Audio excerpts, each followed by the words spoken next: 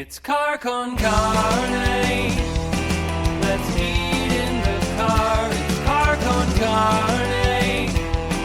And now here's the star of our show, James Van Alstyne.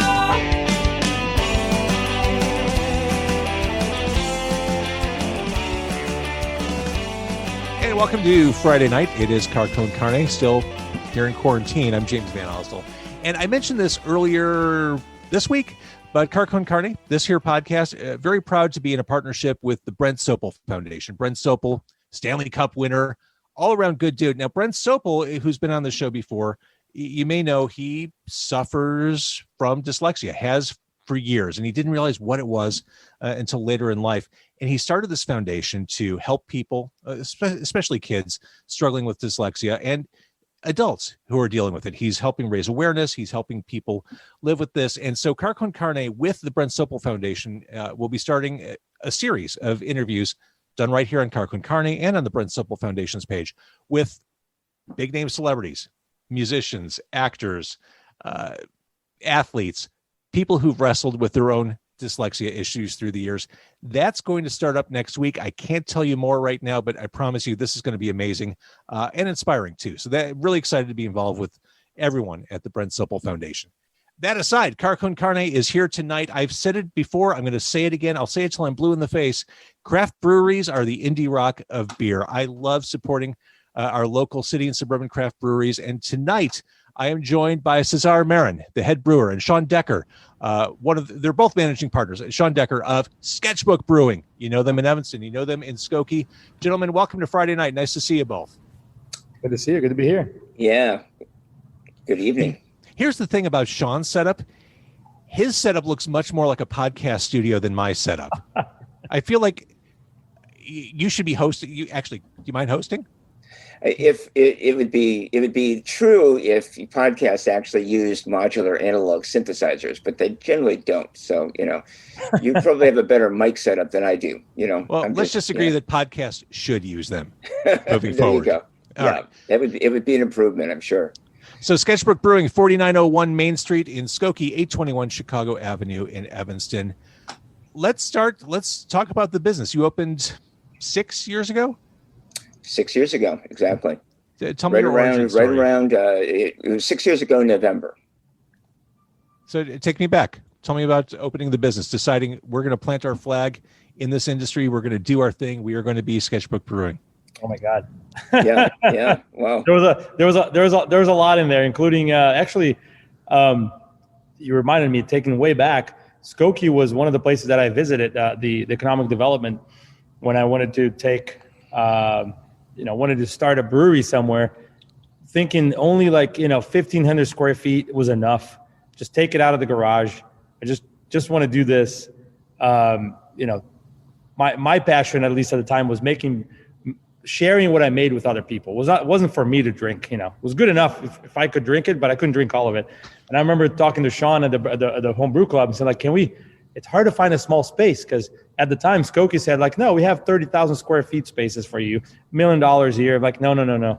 I'm talking about a garage, Yeah, they thought that was a small space. Yeah. Right. And then I remember talking with Shawn at our Evanston home brew club back then. It's like, can't we just figure out how to do this in our garage? And then we landed at that place in Evanston, which was actually like we talked a little bit earlier before you started. There may be some radioactivity there at the time from a physicist lab. It was we had no idea what it was. It looked like a bunker, but it wasn't. And we just said, we'll take it, because that was as close to a dirty garage as we could get. Aren't those all the best local breweries and distillers? Aren't those places that were just transformed from nothing into something really awesome and cool? Pretty much. And that's what we as visitors and consumers and customers love about these spaces. Yeah, that place actually did. We joke about the radiation, but it was a small kind of research cooperative with a bunch of different researchers in there. But the main people who had previously occupied our space were people who were doing levitation of matter using low frequency sound and lasers. Yeah. And so they had these gigantic, huge amounts of power in this thing. And it was like, I guess they literally had these lasers things that were like, levitating particles of matter and things like that. And before then, though, it had been was a garage. It was a Toyota garage, or a Toyota repair garage.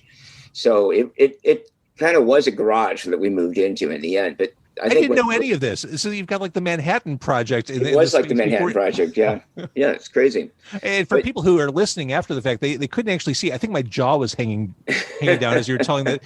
Once you start saying things like levitating matter, yeah, that's a whole different conversation. Yeah. They're still across the hall from us over there doing sonic levitation. Actually, that's kind of the thing they're working on now, using kind of extremely low frequencies. I'm not sure low or high, frequency, yeah, exactly. I think it's extremely low to basically levitate very small, quantities of material for material studies. So you can basically get it out of contact with anything but itself, so.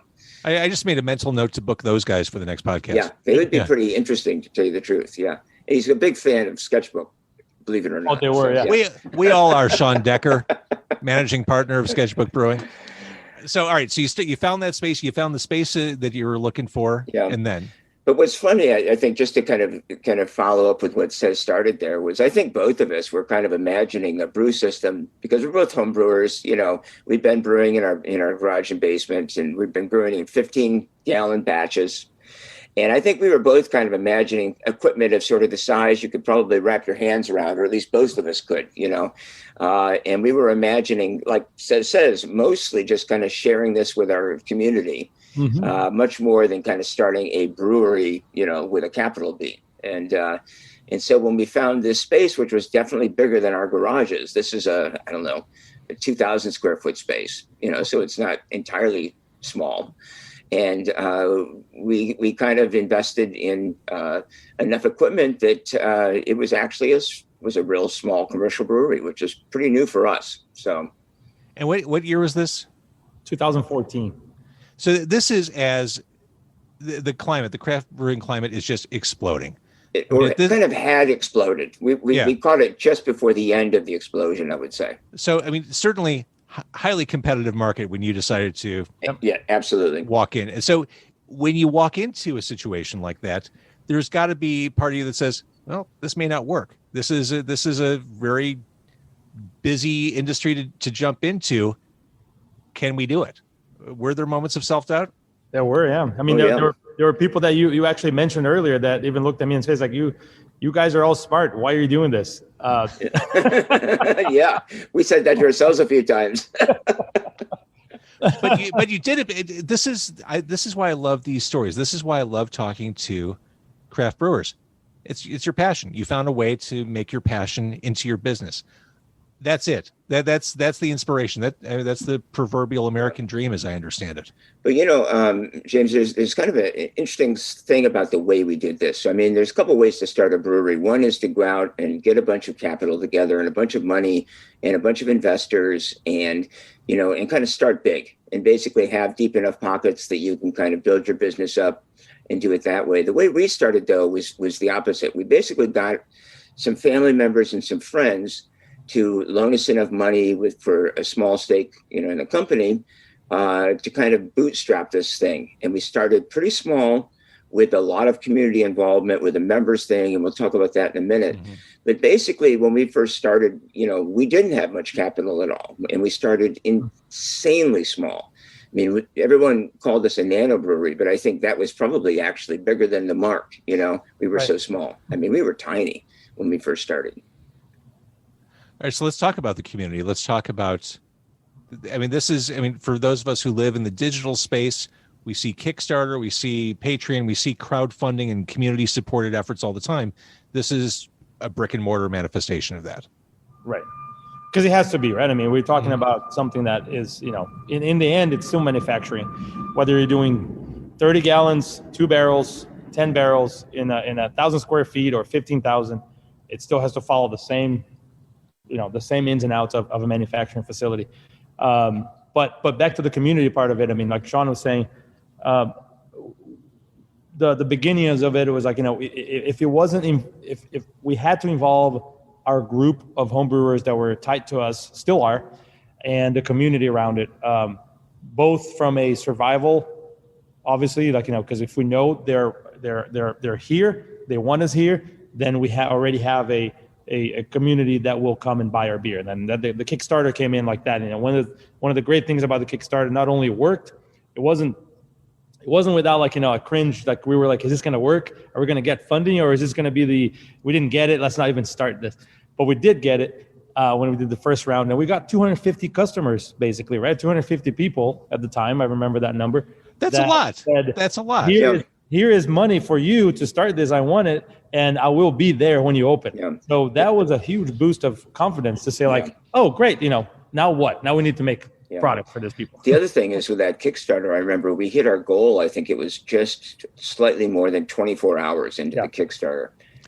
We hit our goal and had to expand it. So, I mean, that was another kind of vote of confidence for us. So, absolutely. Yeah. So jumping to the present day, you have your core beers, your core offerings. You have seasonal things. You have seasonal things happening right now. You've got a January special release. Of the 4 that are available right now, how many of those were there from the beginning?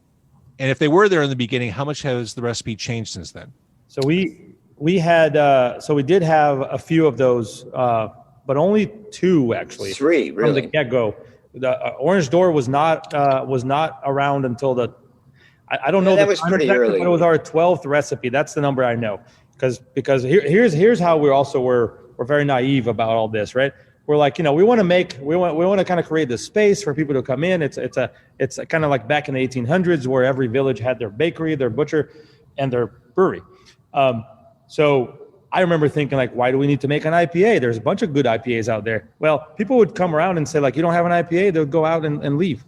So we did one, but it wasn't right away. So that wasn't the beer that we had. I still have a picture of the initial board, or chalkboard. It didn't have Orange Door in it because it wasn't one of the first ones. It wasn't until people asked for it. But it was right around, like, I would say it was a few months in though. It wasn't that far in. But Snow Yowl, no parking. Orange Door, those 3 are part of our 4 core beers now. We had one called Frogtown, a pale ale, which we haven't done in quite a while now. Right. But that neighborhood in Evanston used to be called Frogtown. That's why that I had no idea. Yeah. And some of these recipes morphed into what we have today, which is like amistoso. Like some of it came from something like Frogtown, a lighter. In fact, if you see my shirt here, James. Yeah, there you go. Okay, we were going to name ourselves Frogtown until our search turned up a brewery in Los Angeles that was named Frogtown. That's where this shirt is from. Last time I was in LA and I looked him up. 2 kids from Schaumburg. Would you believe it? Really? Get out. I know, right? Now, right? And it's a really nice brewery in the Highland section of Los Angeles. So it's very nice. Yeah. You mentioned Amistoso. That's your lager. That's a good Mexican lager. So I mean that was much newer. So we I think we started that about 2.5 years ago. One of the things that when people ask what is it that Sketchbook does that other breweries don't do, and there isn't. I mean, this is not an easy answer, because it's there's a lot of great breweries out there. There are IPA breweries. There are hazy and pastry, hazy boys and pastry, or pastry boys and, whatever it's out there. We like, from the beginning, we like to kind of go through the whole spectrum for ourselves, for our own sake, and make beers classic styles with a twitch, with something special about them. And we still like to run the gamut of presenting our customers with 18, 16 plus different beers out there, from, German Schwarz beers to English bitters to things that people can't even pronounce, and we have to educate them, and it becomes harder and harder as we get bigger and bigger, right? Because now every time we produce, we're talking about a 20 barrel, not just a 3-4 barrel beer that can go to the tap room. So we've always had a lot of different things in our portfolio. Yeah, it's interesting, back in the days of our Evanston homebrew, there were plenty of home brewers who, their MO was, to make really crazy beers, so it's Christmas time and you make a beer with peppermint and mistletoe in it or something, or it's like, you make a beer that has sausage in it or bacon or things like that. I would drink those. I get the Yeah. joke. Okay. Well, yeah. But that wasn't so much Cesar's and my kind of take on this. We were both really interested in learning how to brew classic styles, and we would kind of both of us rip through lots of kind of famous traditional styles, and I think that was reflected in a lot in our initial sketchbook offerings for sure. Is you did not see a lot of crazy beers. You saw kind of a lot of fairly straightforward, traditional historic styles, and I would say, I think it's fair to say, Cesar, that still kind of, defines us to a great degree about our choices. We'll occasionally do something that's a bit off the beaten path, but we really like our kind of traditional beers. I still remember, we knew what we could and couldn't do when we started the brewery in Evanston. And one of the things we knew we couldn't do was to serve a glass of beer to anyone, because we were in the alley. We were not given a license to have we didn't have space either. Like, thinking of it now, at the time was like, why can't we do that? But now we know so much more. You're like, yeah, right. It would be just trouble to have 4 people. Got it. Yeah. Yeah. So, we've always, and we still do, we always have our community, our customers, ourselves, our product in mind. And, selling, we could only sell beers in growlers. So the idea of making, say, for example, a 12% barley wine that would cost you $30 a growler, you take it home, you drink half. Well, if you could drink half of it, and then that beer in 2 days is not good anymore. Right. It was just from the get-go, like, no, why do we do that? I mean, obviously the times have changed, and now we can can product, we can, and then on top of that, thinking of products that will actually, as we started packaging, products that would go on the shelf and then be good on the shelf for 2-3 months, like it should be. So we're always thinking about that, as well as, Yeah. You mentioned the perceived need to have a strong IPA offering. Where do you think things are going now? Where do you think taste is heading in 2021? Like, where's the beer market going? I've been actually reading quite a bit about that. The new stuff that's coming out. It's not decisive. It's almost all over the place. Everyone you ask is going to say something a little different. And I feel like a lot of it is towards, like, you're talking to 2 people here that like, for lack of a better word, classic styles, but like Pilsners and then IPAs that are not crazy. So we would probably tend to say those things. People that are into pastry stouts would probably say, like, oh yeah, that's going to continue to fly. Hazy IPAs, but the reality is just it's the drinkers. The drinkers are gonna I always believe that the people that are becoming of age to drink and the people that are getting more disposable income to drink is going to dictate what is going to be the next, whatever, like whether it's the lagers are picking up quite a bit. It was mentioned by the Brewer Association how lagers have taken a lot of craft lagers, not your Budweiser and stuff like that, but craft lagers have been growing a lot, as well as heavily fruited sours, more expensive beers to make, but attracting different people. Right? So attracting people that maybe wouldn't drink beer, that are now coming into the heavy fruited sours. Wouldn't be necessarily what Shawn and I seek all the time, but it's new drinkers. So it's really hard to say where it's headed, but I think IPAs are going to continue, and mainly because there's so much money and research being put into hop production, that sometimes actually turns the gears into how brewers make their beers. I just talked to a guy who works for Hopsteiner yesterday, and he was showing me all these different products that they're coming up with that you can spike your beer. They're all real hop products, and this new hop over here, that's experimental hop there, and that's kind of like kind of the new in the market. Sometimes I believe the hop industry actually has a huge gravitational pull on what beers you're going to see out there, which is going to be IPAs. Cesar, people listening or watching you talk right now are probably thinking the same thing I'm thinking. You have the coolest gig. It's good to be you. It's pretty hard work making beer. You have to understand. Of course. But all right, let's go back to the growth and the history of Sketchbook for a little bit. So we're still kind of at the beginning of your story. You're in Evanston or let's jump ahead. When did you realize you were able to expand as you did last year? So we should kind of jump back to our beginning and kind of do the quick tour through, because the beginning kind of was really important in this particular route. So, when we first started, as Cesar was saying, we were not able to serve beer in a glass. We had a business that was on an alley, only the second one ever in Evanston. You can imagine how that created all kinds of problems. And in addition, it was kind of, it was a little speakeasy where we were making beer back there. And, and this is in the former head of the Women's Temperance Union. So, it's kind of like, okay, that was also a challenge. And so when we first started, we basically we couldn't put beer in a glass other than 2-ounce tasters so people could taste it. We had to serve, as Cesar was saying, only growlers to go. That's all we could sell. We were basically running this 2 or 3 nights a week, not paying anyone. Cesar and I weren't being paid. We still had our other jobs. And we had 150 members in a thing called a community-supported brewery membership. And that's the key thing, because that really drove our growth for quite a long time. And what that was people would buy 6 months or 12 months of growler fills once a month, 1 or 2 a month. They would prepay. At the beginning there, most of them had never even tasted our beer. They had no idea what our beer tasted like. We would run 4 taps in the back of the brewery. We ourselves were back there filling those growlers. And people would kind of stumble down this alley, find the orange door in the back there, go through the loading dock with the flickering fluorescent lights, and turn the corner, and boom, they were in the kitchen, and here were the guys making the beer, talking about it, selling it, and it became a space. It became a neighborhood space, a community space.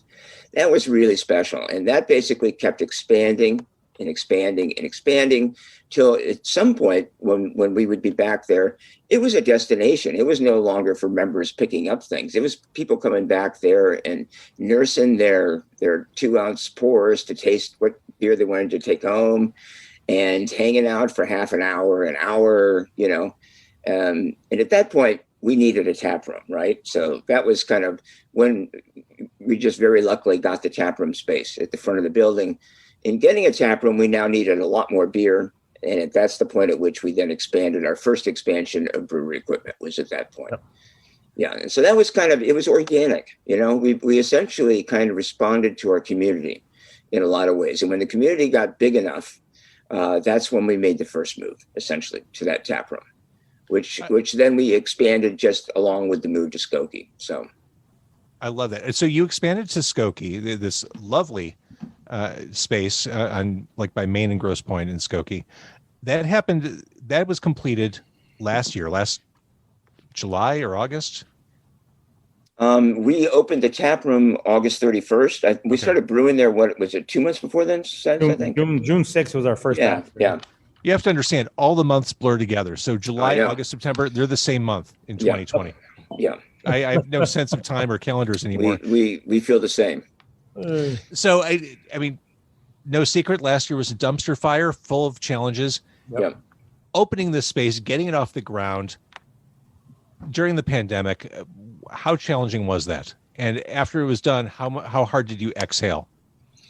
Well, it's not completely done yet, for one thing, because we haven't had to completely finish the tap room, because we haven't even been allowed to use the tap room, basically, not really. I mean, we've had some people in there, but not really. So, we still have some work that we're waiting on until we actually need to get it done. But the funny thing about all this is coming to my mind now is that, Shawn was mentioning 2014, we opened with just, 3 tanks of beer to brew beer in. Barely any beer in there for our 150 members. Quickly, within a year and a half or so, we find out the space is going to open up. We need a tap room. That makes sense. But we open the tap room, and then the tap room's too small from the beginning. From the get-go, we scrammed to find more space. Yeah, and then we outgrew that tap room in 2 weeks. Yeah. It was a 27 person, 23 seats actually. Yeah. So then we realized, after we find the space here in Skokie, we're going to do this the right way, right? And I've heard this before. We were going to do it the right way. Get the right, the right funding, get people to look for a space for us, get a broker, hire lawyers and all this, and then we're going to build it, open it, and start. But then the pandemic hits. Yeah. So and that process, we're still then processing it. Yeah, that process that Cesar is talking about, of everything from the initial financial projections to getting the money to finding the space, to building the space, to, you know, getting all of the city approval, was almost 2 years worth of work. Yeah. And so we're at a year and a half with all of our money paid down on the equipment, which you have to have custom made for you, and a lease that's been in effect for several months already. And that was March when this thing hit. So we got caught kind of with our pants down, basically, you know, I mean, literally like right at the worst possible time, where there was no way to back out. There was no way to change our plans, you know. I'm stressed out listening to the story. Yeah, just it was thinking tough. about it. Yeah. I mean, I have to say, you know, the various government bailout loans really helped us, you know. Good. We were able to take advantage of quite a bit of that, and they literally probably saved our business, you know, literally. So, well, talking about community, I mean, obviously, Evanston to me has a very definable community, and certainly the community that came out and supported Sketchbook from the get-go, that's a community. What's the experience been? And obviously it's a weird experience because of the pandemic. You've got the outdoor dining or outdoor seating pretty much exclusively. What's been your experience as far as creating community at the Skokie location been? We haven't been able to offer that up completely yet, right? Because of the reasons you said, you know, open, here's the brewery. People were like peeking on the window when the tap room, when my dad and I were building the bar, and you know, knocking and, you know, thumbs up, and then of course we can't open it, and then we are able to open a little bit, and then we have to shut down, and then we're able to open the patio, and then we have to shut down. So we really don't. I don't feel comfortable saying like we know what the community will be yet, but we know the potential. And those times that we opened, when we expanded the patio a little bit and did a little bit of an Oktoberfest, you know, I couldn't call it Oktoberfest really. We had a beer Oktoberfest, and we had a patio, but we couldn't fill it up. But we did in the midst of the pandemic with the proper spacing and all that. And we saw a lot of people from Evanston, not only that day, but other days too. A lot of people, a lot of new faces. And so that just keeps, it keeps giving me a lot of that hope that, you know, we have a large community here too, more spread out. But Evanston is not that far, and we already heard from many people that it's easier to get here. Not everyone, but like, you know, the Evanston people, it's easier for them to get here than it is in the other spot. So I think we're like super well situated where we got the lake, the lakeshore people, like closer to the lake, and then everybody else. Well, and you're pretty much equidistant from the two yellow line stops. You're probably a 10-minute walk either direction from both the yellow line stops. Absolutely, yeah. It's so easy. It's so easy to get from, yeah. So people from the city, if they want to, okay, I'm just going to hop on the red line and then yellow line it over to Sketchbook. Right. Or they can drive there if they're designated and they have friends who want to hang out and whatever. Or if they just want, in the current climate, I just want to go grab a 4-pack. Yeah, it's funny though, James, because, you know, right now, I mean, in Evanston, we have so many regulars. Our bartenders over there know by name so many people over there, you know, from several years worth of doing things. We have music events there. We had all of these things where we just get to know scores of people. And in Skokie, you know, right now, the entire time we've been open, the entire, you know, rule of thumb has been to distance ourselves from all of our customers as much as we possibly can, and to hide ourselves from our customers, and vice versa. And so it's really gone slowly about, you know, kind of getting community. One of the kind of strange things that happened was, you know, Real Sound Studio is across the street there on Main Street. Mark Bruner's studio. I don't know if you know Mark at all, but he's. I don't know. I know the studio. Yeah. He's kind of a famous engineer. Went by Mouse was his nickname, and he was one of our biggest fans in that neighborhood, and all of his friends too. And he recently passed away suddenly from a heart attack. And, you know, and so we held a couple of events for his friends and, you know, et cetera, as they came back to the recording studio. But he was probably one of the biggest sort of people in our neighborhood that we had met at that point. And then he passed away, like in the middle of all this from non-COVID related things. But, so it was that was kind of a weird kind of thing too. So, you know. Well, it's kind of a weird and interesting stretch with all this potential. I had Jay Ryan, the Bird Machine, on my show a few months ago, the guy who's done so many very familiar gig posters, concert posters. He's done a lot of the artwork you see actually. Who's also right down the street on Main That's Street. what I'm saying. This yeah. little stretch. I mean, I feel he's kind of famous. Yeah, he's uncomfortably talented. It's just the stuff he does. So I mean, I guess in the current climate, I mean, when I've gone by there and seen the lights on in the patio and people hanging out safe and socially distanced, I mean, you look at that scenario and you think, oh yeah, when things settle down, that's going to be my place. That's going to be the place. I think it's all foundational right now.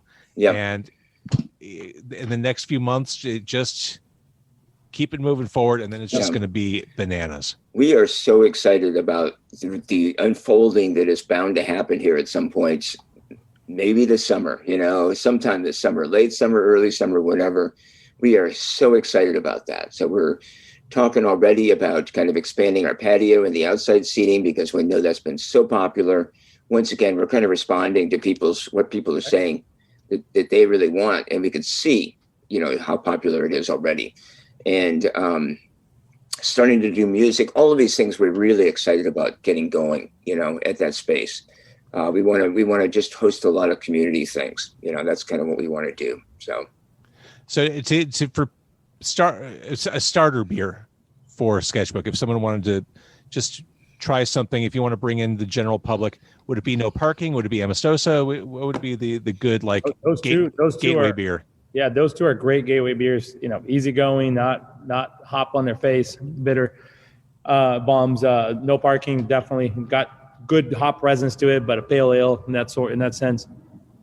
Amistosa is actually, now that you mentioned, is actually Skokie's favorite, if I may say that, because we sell that here more than we sell others. Orange Door is still the highest selling one, but Amistosa is right there, which is very good for a huge number for a non-IPA beer. Yeah. I was going to say Orange Door is a one can experience for a lot of us. I'm stopping at one. I can have a couple no parkings. You got to try a little harder. Well, I don't know. I could see having a couple of Orange Doors, so it's one of my favorites for sure. One thing we might mention is a great beer for people to try right now is we have our 150 Saison that's on tap in both breweries, but it's on tap in Skokie, and that was a collaboration which Cesar can kind of talk a bit more about with Lanzatech, which is one of the companies there in the Skokie High Tech Park just south of us. Yeah. And so that was a really great community thing for us was to collaborate with those guys it's a fantastic company, that company, and the things they do, they're literally kind of game changing in the energy sector potentially. It's one of the kind of coolest things in the world as far as I'm concerned. But maybe is that somewhere in between you guys and the Superdog warehouse, somewhere perched in between there? If you walk down that walking trail to our west, down towards Oakton, it's in that major tech building. It's right there. Got it. Just south. It's just south of the Superdog. South of us, I didn't know about it until I started walking back and forth. I was like, what? They have a warehouse right here. Yeah, it's the technology. What do they call it? The technology. The Illinois Tech Center. Illinois Technology Center, or whatever it is there. Yeah, if you're at the yellow line on I guess Cyril. South of here. Yeah. Right. Crafted Beaver is right there. So between there and here, they're right in the middle, basically. Got it. And they are. So the collaboration. So yeah, the collaboration was, it was.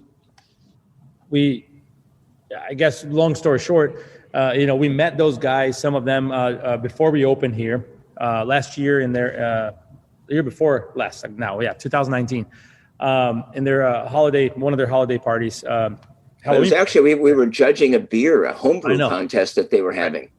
Those guys are all homebrewers. Skokie invited us to go, and we said sure, we'll bring some beer. So we bring like 5 cases of beer because we knew there was going to be a lot of people there. And then when we get there, there were a bunch of them were homebrewers, and the mayor of Skokie was there, and they invited us to help him judge and pick the winner. Awesome. So we kind of felt, we felt humbled and also like, no, we don't want to get in the middle of this. But they were all super happy that we're there. It turns out that we just looking on the crowd, there were actually several of those people that actually were neighbors in Evanston. And already members of our brewery. Already members. Yeah. Yep. Oh, you guys. And then as soon as we opened here, there were regulars, for as long as we could have people here in the tap room when we were open. So long story short, again, they approached us here and said like, hey, we'd like to do a collaboration with you guys. They were basically they were just shy of completing a 150 a huge milestone, which was 150 days of continuous fermentation. So that's what's interesting. They are another company in Skokie that does fermentation, although you can't consume it, but they ferment CO2 and other trash gases out there from large companies and produce ethanol out of that fermentation. So it's essentially a culture of bacteria that is able to consume gases instead of throwing it out in the atmosphere and producing fuel out of it. So when I say like a game changer in the industry, in the energy industry, like literally a disruptor kind of thing, right? These guys are taking waste products and turning them into jet fuel. Right. Yeah, that's heroic. That's really cool. I mean, it's an insane kind of process that they're working with. So they thought fermentation. They thought that this was like just right up their alley because they what they really wanted to do is throw a huge party to all their people, but they couldn't do that with the pandemic. So instead, they came here, brewed the beer with us, came up with the recipe together, brewed the beer, and then took 100 cases and distributed among their employees. All right, that's the coolest. That's cool. And you can come to the tap room and get a growler or a howler of that Saison for yourself. So. Right. That's awesome. Now, one thing I've enjoyed so far in our brief time together, Shawn and Cesar, listening to Cesar, because he is the head brewer, there's a certain way which head brewers use to describe their beers. There's that passion. Like if I were to describe a beer or anything, it would fall flat. But because you're the dude working on these recipes, because you're the dude brewing it, I enjoy listening to you talk about this stuff. It's almost erotic the way you roll through ingredients and presentation. So yes. Yeah. That's right. Cez. Take that shirt off. It's Friday night. So maybe Cesar, tell us about Night Game. Night Game. Oh, well, that if you have a couple of those cans, then that'll be a nighty night beer for sure. Yeah, a couple of cans of that. Yeah. Is that the January beer? So this year we have first time we're starting with a more stricter calendar because our production is a lot larger than it used to be. It's not a huge production space, but it's a lot larger than it used to be. So yes, so basically we have our 4 year rounds, Orange Door, insufficient clearance, no parking, and Amistosa.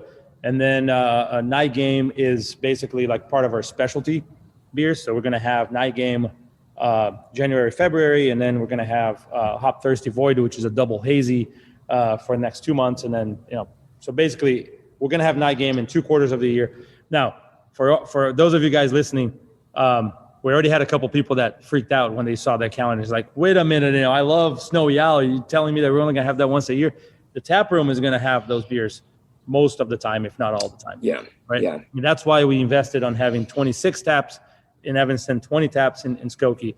But for distribution, where we're putting 60 barrels in the tank, we needed to ensure that those beers are always fresh and they hit the market when the market is ready for it. Mm-hmm. That we're going to do that, So Night Game is now until basically the beginning of March, and then Hop Thirsty Void hits April, May. And Snowy Owl you said that was one of the beers you launched with, right?